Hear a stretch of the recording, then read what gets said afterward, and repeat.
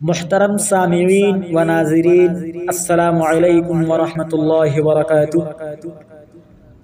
محترم سامعین، آپ اپنی موبائل میں کچھ بھی کریں، جتنی مرضی اپلیکیشن اوپن کیے ہوں، موبائل اتنی ساری اپلیکیشن اوپن ہونے کے باوجود آپ کو کال سب سے ٹاپ پر سب سے پہلے شو کرتا ہے۔ کبھی سوچا آپ نے ایسا کیوں ہوتا؟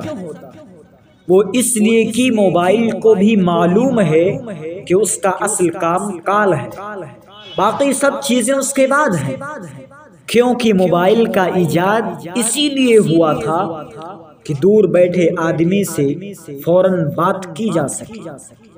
پھر اس میں ایس ایم ایس ایڈ ہوا، پھر انٹرنیٹ، پھر گویا دنیا کی ہر چیز کو موبائل فون میں شفٹ کر دیا گیا۔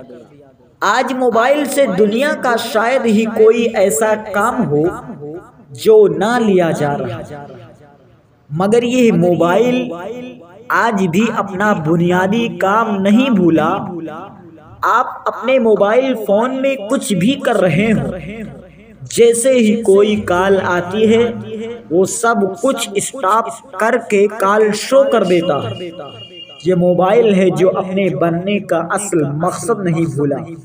اور آج ہم ایک انسان ہیں جنہیں اللہ تبارک و تعالی نے اپنی عبادت کے لیے پیدا کیا ہے کہ ہم اس کی عبادت کریں، مگر جب مسجد سے ہمیں عبادت کے لیے بلایا جاتا ہے، اللہ کی طرف بلایا جاتا ہے، تو کیا ہم سارا کا سارا کام اسٹاپ کر کے نماز کے لیے جاتے ہیں؟ مسجد جانا تو دور کی بات ہے، اللہ کے منادی کی ندا یعنی اذان کو توجہ سے سنتے بھی نہیں۔ عبادت ہر انسان کے پیدا کرنے کا اصل مقصد ہے، سب سے اہم ترین عبادت ہے۔ کاش ہم اس موبائل فون سے اتنا ہی سیکھ لیں کہ دنیا کے سب کام کریں، مگر اپنی پیدائش کا بنیادی مقصد کبھی بھی نہ بھولیں۔